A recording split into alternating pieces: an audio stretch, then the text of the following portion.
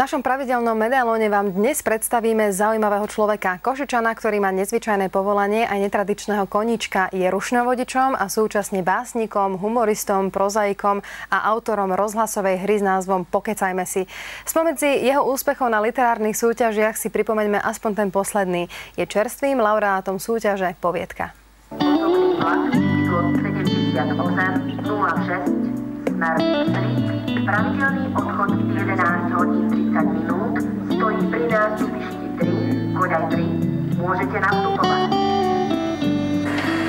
Moje civilné povolanie rušňovodiča si vyžaduje presnosť a rýchlosť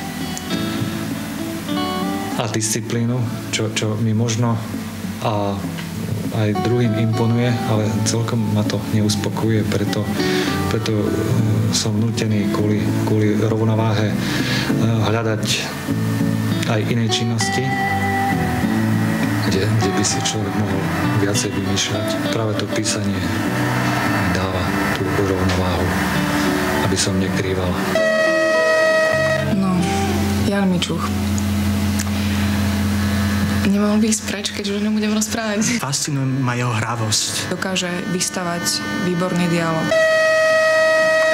Práve si myslím, že teraz som na začiatku etapy, kedy začínam používať veci, ktoré som nažil, prežil a prestávam si vymýšľať. Mojím rodiskom sú síce Košice, ale rodisko moderného človeka je dosť nepresný pojem.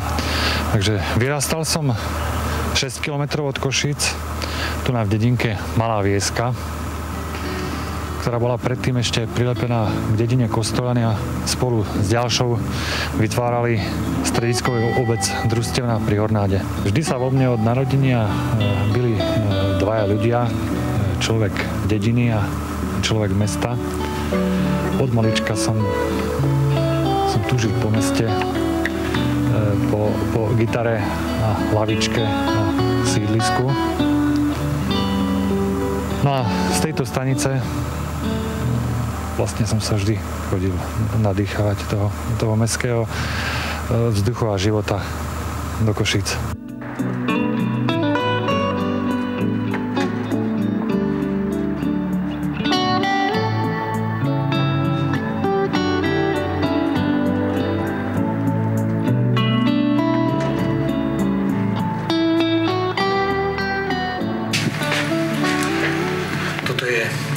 Jedna z ďalších mojich konečných verzií a dúfam, že ma zasa presvedčíte, že nie je konečná.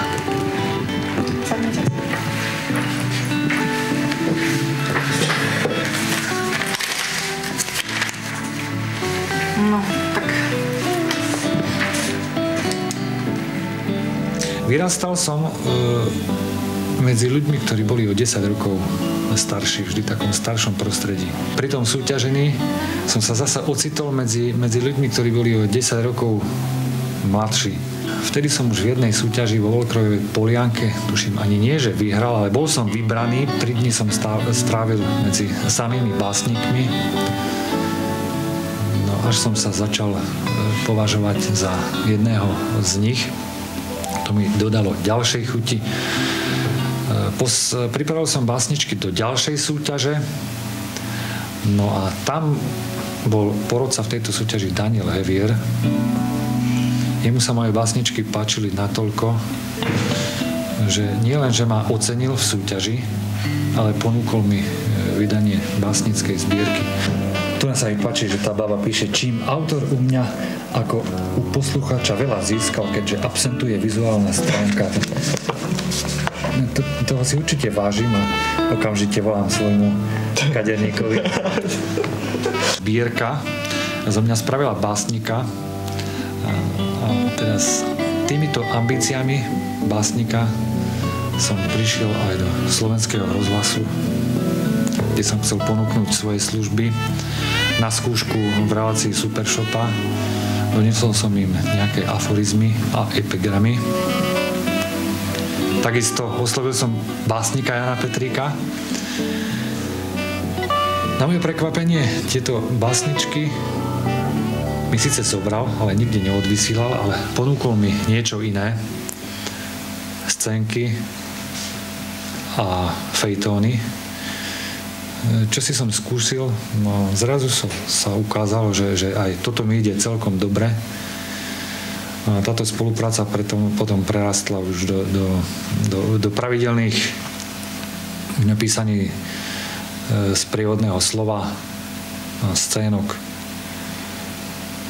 polhodinových a hodinových dramatických relácií a skončilo to vlastne rozhlasovou hrou.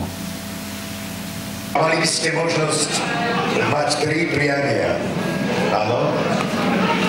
A aby tieto priania splnila zlatá rybka tomuto kalendáru, tak čo by ste mu prijali? Toto je veľmi zákerná otázka. No a tá druhá? A ten 3? Takto, že ja zase vždy sa spolieham, že ja čo napíšem, ty lepšie povieš. Takže ja to mám povedať za teba. Čo by si povedal ty, keby som ti to ja napísal? 10, 12, 13 rokov píše tieto spojáky do tej našej supershopy. Nie veľa rozpráva, zaujímavé, že tak veľmi, veľmi briskne a vtipne píše. Mám taký pocit, že to je človek, ktorý viac rozmýšľa o veciach a dostáva ich až potom zo seba. Taký záhadný človek. 13 rokov písať, to je veľký balvan a musí na to byť obrovský talent. Všetko, čo som nevedel, som si vymýšľal a darilo sa mi, ale teraz po 20 rokoch písania som zistil, že už toho viem dosť, takže začínam využívať svoje reálne zážitky, reálne postavy. Takže myslím si, že do budúcnosti sa ľudia z môjho okolia majú na čo tešiť.